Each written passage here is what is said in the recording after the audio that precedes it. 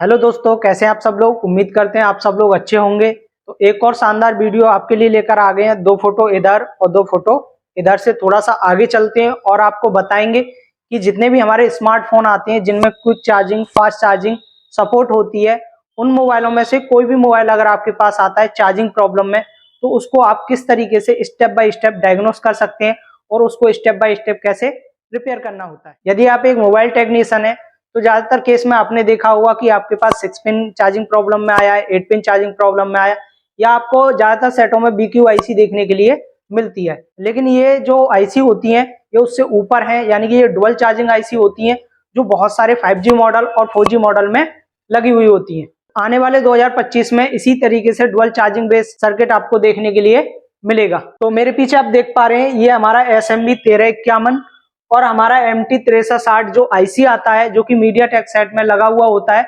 उसका डायग्राम है। तो आज की वीडियो में हम फुल्ली एक्सप्लेन करेंगे, फुल्ली डिटेल में बताएंगे कि अगर ये दो आईसी आपके किसी भी मॉडल में लगी हुई हैं और उनमें अगर चार्जिंग का प्रॉब्लम आ रहा है तो कैसे उनको रिपेयर करना होता है। अगर आप GK इंस्टीट्यूट से मोबाइल रिपेयरिंग का कोर्स सीखना चाहते हैं तो नीचे दिए नंबर पर आप कॉल कर सकते हैं या आप हमें व्हाट्सएप भी कर सकते हैं।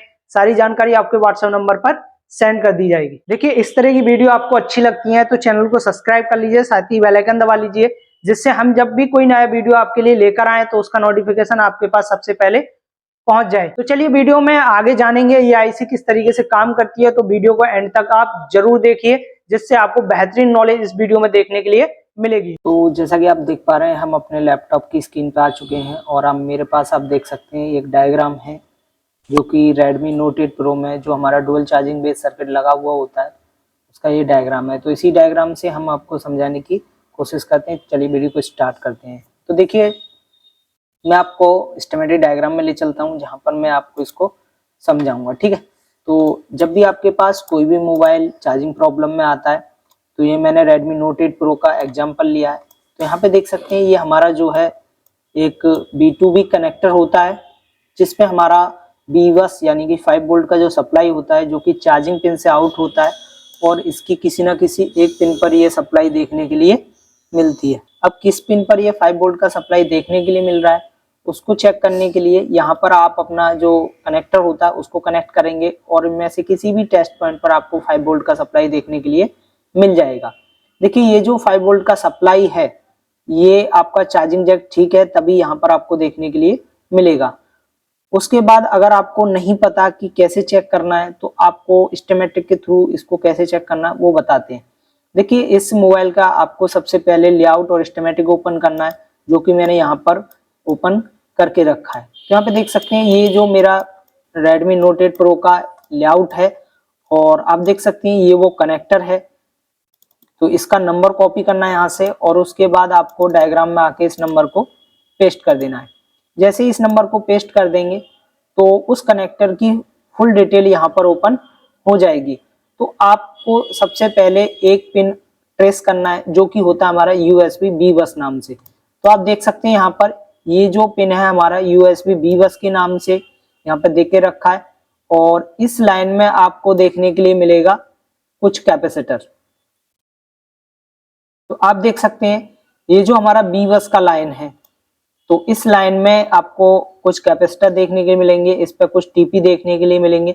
तो इस पर आपको डबल क्लिक करना है और डबल क्लिक करने के बाद आपको नेक्स्ट करना है और नेक्स्ट करने के बाद आपको देखिए जैसे आपने नेक्स्ट किया, नेक्स्ट करने के बाद एक टेस्ट पॉइंट यहाँ पर दे रखा है तो उस पर ये जो हमारा 5 वोल्ट का सप्लाई है वो जाता है। ये टेस्ट पॉइंट कौन सा है तो यहाँ से इसका नंबर कॉपी करेंगे, लेआउट में आके इसको पेस्ट करके नेक्स्ट कर देंगे। तो यहाँ पे देख सकते हैं जस्ट उसी कनेक्टर के बराबर में एक TP दिया गया है। देखिए यहाँ पर तो जो हमारा ये TP है इसी पर आपको 5 वोल्ट का सप्लाई देखने के लिए मिलेगा। अगर ये 5 वोल्ट का सप्लाई इस TP पर आपको मिल रहा है तो यानी कि नीचे का जो हमारा पूरा सर्किट है वो ठीक है। देखिए, यही जो 5 वोल्ट का सप्लाई होता है यहाँ से आउट होता है और कहाँ कहाँ जाता है तो उसको आपको फुल डिटेल में समझा देते हैं। तो देखिए, सबसे पहले मैं अपने स्कीमेटिक में आ जाऊंगा, उसके बाद दोबारा से मैं B-बस पर डबल क्लिक करूंगा और B-बस पर डबल क्लिक जैसे ही करूंगा तो ये जो मेरा सप्लाई होता है ये हमारा सप्लाई यहाँ से आउट होकर किसी ना किसी कंपोनेंट पे जाता है। तो वो कंपोनेंट कौन सा है आप देख लीजिए। तो आप देख सकते हैं ये एक हमारा, देखिए इसमें ड्रेन, सोर्स, गेट, यानी कि एक मॉसफेट है जिसका सोर्स देखिए ग्राउंड के साथ कनेक्ट है। तो एक एन चैनल मॉसफेट है। तो इस मॉसफेट से होके हमारा सप्लाई जाता है। तो इसमें देख सकते हैं इसकी D1 pin, D2 pin, D3, D5 और D4 और D3, यानी कि ये 5 पिन इसमें कॉमन है। और 2 पिन जो हमारी S1 और S2 है ये हमारी ग्राउंड है। और 3 नंबर पिन जो है ये हमारा गेट है, यानी कि टोटल मिला के ये 8 पिन का मॉसफेट है, जिसमें हमारा 5 पिन पर बी बस आता है और आउट होता है। और 3 पिन पर हमारा जो कंट्रोल होता है बी बस एनटीसी कंट्रोल वो आता है, जो कि हमारे सीपीयू से आता है, जो कि हम आगे इसको समझेंगे। और 4 नंबर और 8 नंबर की जो पिन है वो ग्राउंड के साथ कनेक्ट है। तो एक ये एन चैनल मॉसफेट है। तो चलिए इतने डायग्राम को जो मैंने अभी आपको एक्सप्लेन किया है इसको मैं आपको डायग्राम के थ्रू समझाता हूं। तो यहाँ पे देख सकते हैं ये मेरा चार्जिंग जैक है और ये मैंने एक मॉसफेट बनाया है, ये मेरा प्रोसेसर और ये SMB 1351 एक आईसी और ये MT 6360 दूसरा हमारा चार्जिंग आईसी और ये मेरा एक OBP आईसी है।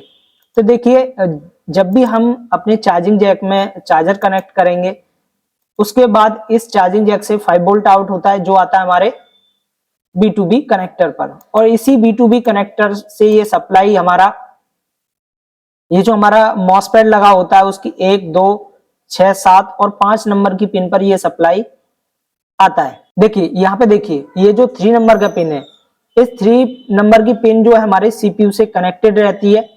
और इस लाइन में आपको एक 10 किलो ओम का रजिस्टर देखने के लिए मिलेगा जो कि ग्राउंड होता है। ये जो लाइन होती है हमारी बी बस एनटीसी कंट्रोल की होती है, नेगेटिव टेम्परेचर जो कंट्रोल करता है तो इसी लाइन के थ्रू करता है। उसके बाद देखिए आगे जानते हैं ये जो सप्लाई होती है ये हमारी कहाँ जाती है। तो इसको मैं आपको बोर्ड के थ्रू भी समझा देता हूं जिससे आपको और बेहतर तरीके से समझ में आए। तो यहाँ पे देखिए जो हमारा बी बस था वो मॉसफेट की आप देख सकते हैं 1, 2, 7 और 5 और 6 इतने नंबर पिन पर ये सप्लाई हमारी इन हो रही है। उसके बाद हमारा जो 4 और 8 नंबर का पिन ग्राउंड होता है। उसके बाद जानते हैं ये सप्लाई हमारे बोर्ड में कहाँ देखने के लिए मिलेगी। देखिए ये जो सप्लाई है यहाँ पर आएगी 5 वोल्ट की और यही सप्लाई जो मॉसफेट की है, हम इस मॉसफेट का अगर नंबर कॉपी करें तो आप देखिए ये इसका नंबर कॉपी करके आप लेआउट में आएंगे और यहाँ पर आप पेस्ट करेंगे तो देखिए ये यहाँ पर एक मॉसफेट लगा है। तो इसकी लोकेशन मैं आपको दिखाता हूँ ये कहाँ पर लगा हुआ है।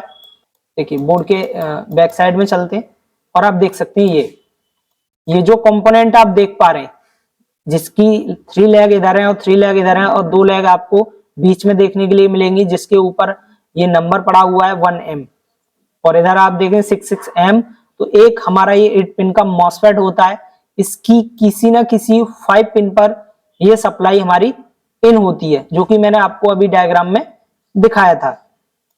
अब देखिए मैं आपको इसको बिटमैप के जरिए से भी समझा देता हूं। देखिए ये बिटमैप है और बिटमैप में अगर मैं क्लिक करूं हमारा जो टेस्ट पॉइंट होता है उस पर अगर क्लिक करता हूं, देखिए इधर हमारा जो टीपी है ये मेरा टीपी, जैसे ही मैंने इस टीपी पर क्लिक किया और ये लाइन मेरा सीधा कहां जा रहा है मॉसफेट पर।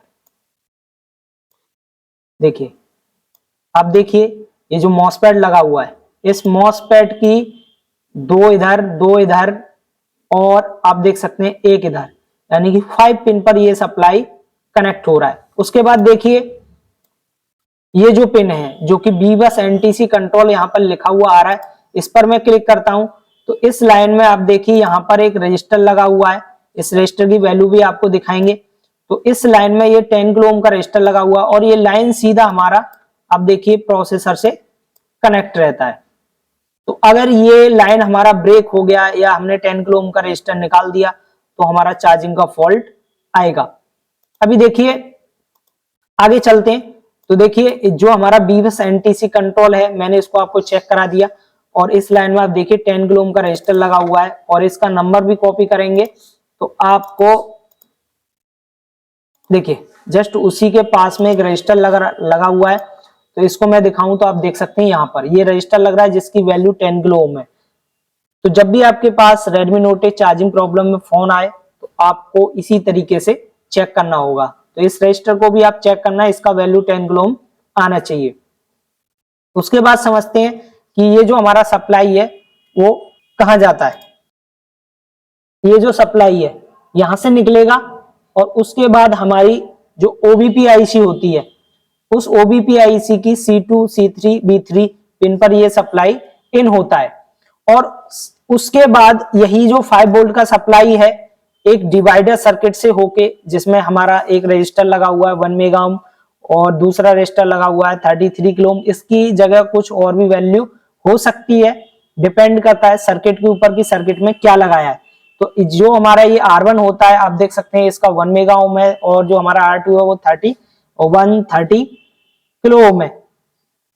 तो जो दूसरा रजिस्टर होता है इसमें ये रजिस्टर ग्राउंड किया होता है और इसी के बीच के जंक्शन से ये सप्लाई आउट होती है और C1 पिन पर चली जाती है, जिससे हमारा ये IC इनेबल होता है। अगर इस डिवाइडर सर्किट में कोई भी प्रॉब्लम आता है तो उसका वेरिएशन यहाँ आउटपुट वोल्टेज पे पड़ता है, जिससे हमारा जो OBP IC है वो ऑपरेट नहीं होता है और जब हमारा IC ऑपरेट नहीं होगा तो आउटपुट वोल्टेज नहीं निकालेगा। तो आपको ये डिवाइडर सर्किट का अगर नॉलेज नहीं है तो इसका एक डिटेल वीडियो मैंने ऑलरेडी अपने चैनल पर डाल दिया है, वहां पे जाके आप देख सकते हैं।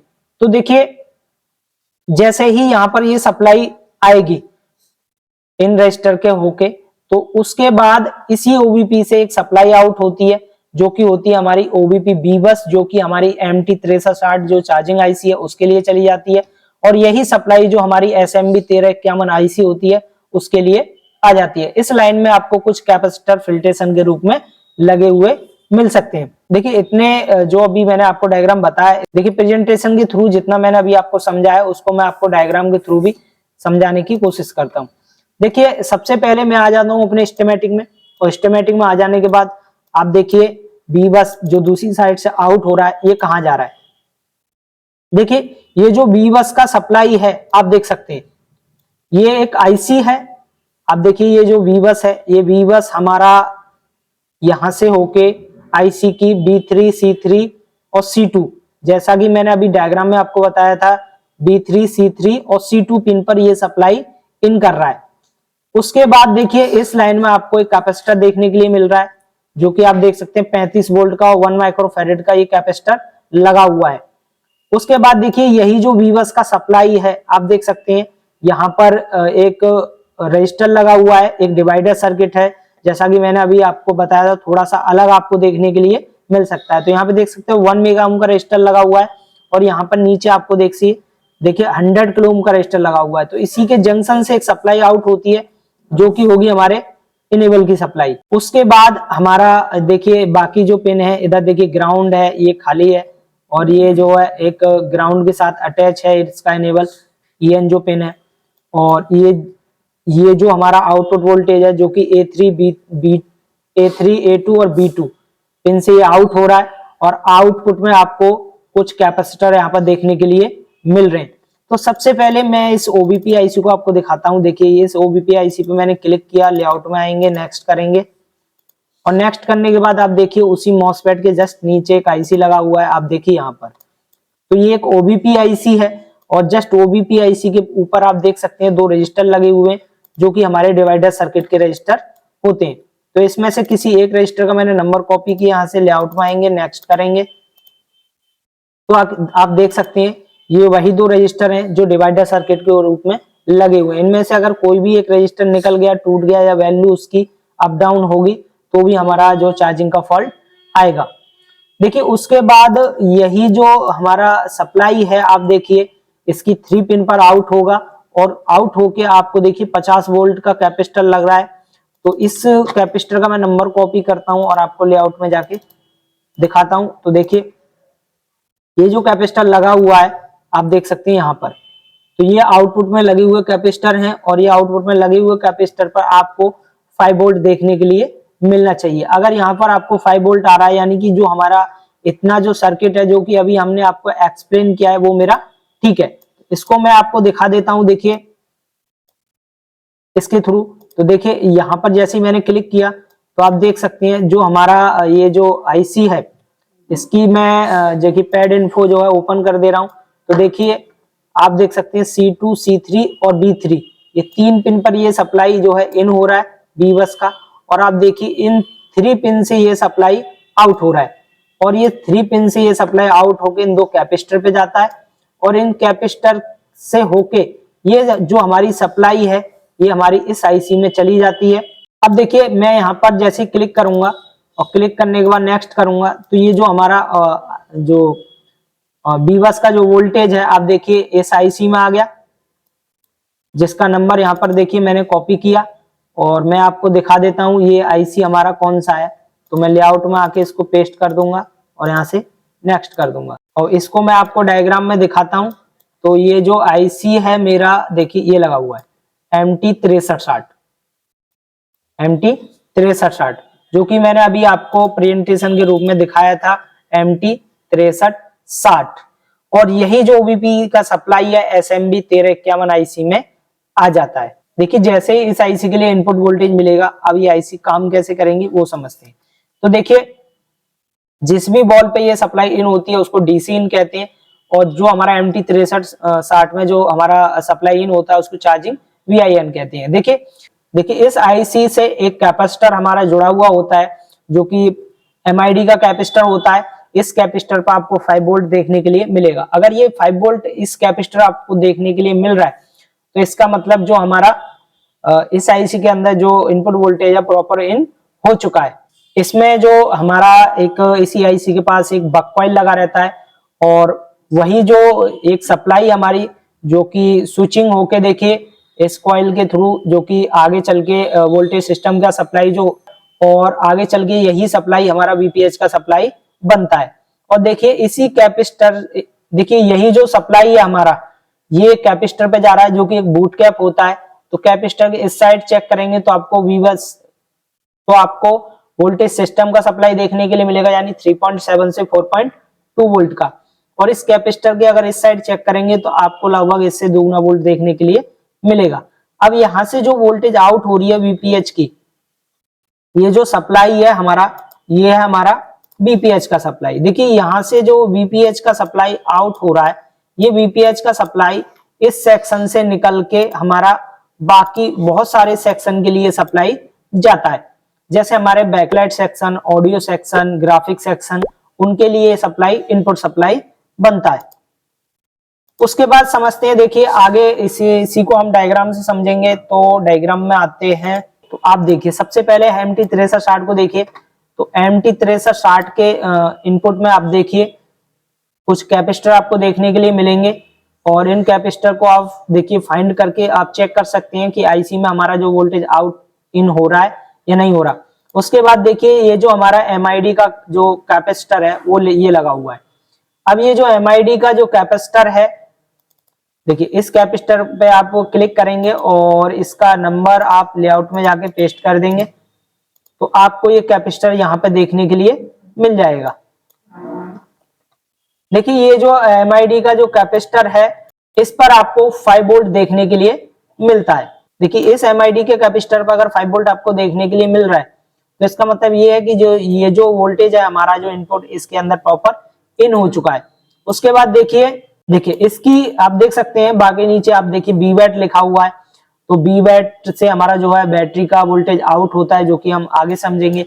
और देखिए यहाँ पे देख सकते हैं, तो यहाँ पे आप देख सकते हैं एक कॉइल लगी हुई है, और इस कॉइल में आप देख सकते हैं ये जो कॉइल का एक सिरा है जो कि स्विचिंग के लिए यहाँ पे जुड़ा हुआ है। और आप देखिए कॉइल का जो दूसरा सिरा है आप देख सकते हैं यहाँ पर, जो कि वोल्टेज सिस्टम की सप्लाई से जुड़ा हुआ है। अभी देखिए यहाँ से इस लाइन में आप देख सकते हैं कॉइल की लाइन में आप एक कैपेसिटर आपको देखने के लिए मिल रहा है, जो कि एक बूट कैप होता है। तो इस बूट कैप के आपको एक साइड वोल्टेज सिस्टम का सप्लाई और दूसरी साइड आपको इससे दुगना वोल्ट देखने के लिए मिलेगा। और आगे चल के ये जो हमारा वोल्टेज सिस्टम का सप्लाई होता है वो बाकी कई सारे सेक्शन के लिए चला जाता है। उसके बाद देखिए आगे चलते हैं और आपको समझाते हैं कि ये जो सप्लाई है हमारा और कैसे आउट होता है। देखिए उसके बाद जैसे ही हमारा इतना सर्किट कंप्लीट हो जाता है, उसके बाद में यही जो हमारा सप्लाई है बीबैट का, जो कि हमारे बैटरी कनेक्टर पर आता है, जिससे हमारा बैटरी चार्ज होता है। तो जैसे यहाँ पर ये सप्लाई देखने के लिए मिलता है, उसके बाद देखिए इसी आईसी से एक हमारा VDDA, जो कि इस आईसी के लिए इनेबल सप्लाई होता है, और जैसे ही इस आईसी के लिए इनेबल सप्लाई मिलेगा तो इसमें भी एक बक कॉइल लगी होगी, जिससे हमारा VPS सप्लाई आउट होता है, और इसके दूसरी साइड आपको बूट कैप देखने के लिए मिलेगा। तो देखिए ये जो सप्लाई होती है, ये हमारी जो BPH की सप्लाई होती है, ये बन के कहीं जाती नहीं है, यहीं पर रहती है।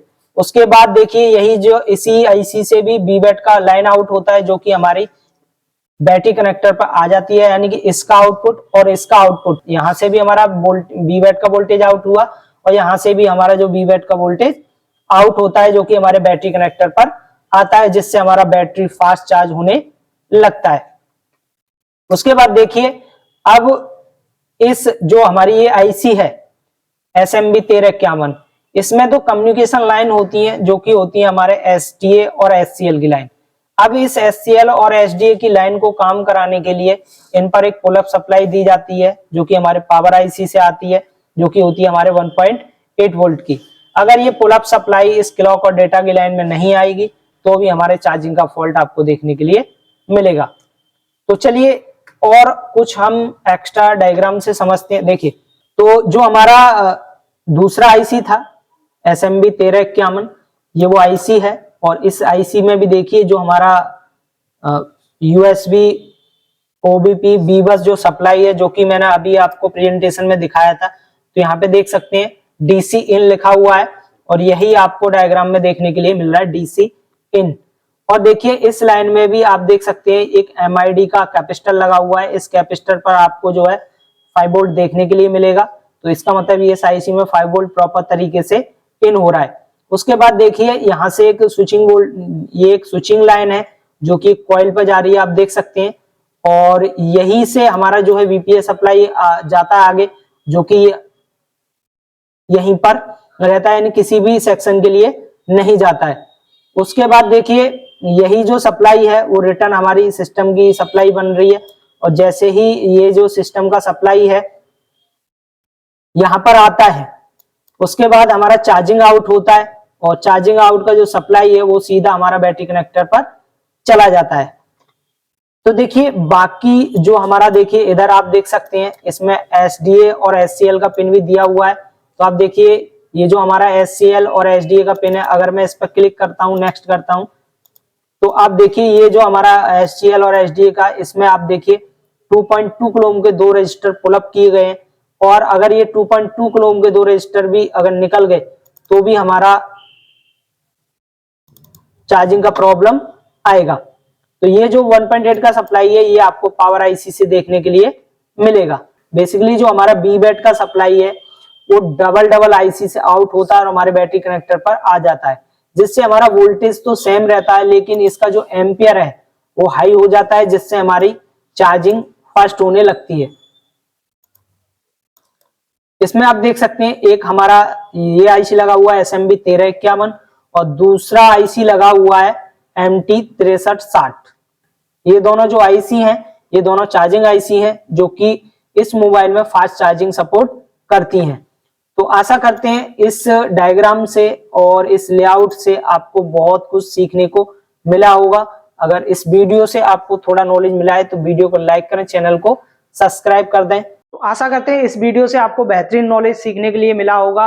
अगर आपको हमारा पढ़ाने का तरीका और वीडियो अच्छा लगता है तो वीडियो को लाइक और चैनल को सब्सक्राइब कर लीजिए, जिससे आने वाले वीडियो की नोटिफिकेशन आपको सबसे पहले पहुंच जाए। और यदि आप भी एडवांस लेवल पर मोबाइल रिपेयरिंग का काम सीखना चाहते हैं और अपने फील्ड में अपग्रेड होना चाहते हैं, अच्छा टेक्नीशियन बनना चाहते हैं, तो हमारे इंस्टीट्यूट को ज्वाइन कर सकते हैं। यहाँ पर आपको एक एक कंपोनेंट, एक एक आईसी, एक एक लाइन्स के बारे में फुली डिटेल नॉलेज दी जाती है और आपको एक बेहतरीन टेक्नीशियन बनाया जाता है। और ये सारा जो काम होता है ये आपके हाथ से जो है प्रैक्टिकल कराया जाता है, जिससे आप प्रॉपर चीजों को समझ पाएं। और बाहर से आने वाले सभी छात्रों के लिए सेंटर द्वारा रहने खाने की उचित व्यवस्था भी कराई गई है। उसका वीडियो आप हमारे YouTube चैनल पर जाके देख सकते हैं। तो मिलते हैं किसी नेक्स्ट वीडियो में, तब तक के लिए धन्यवाद।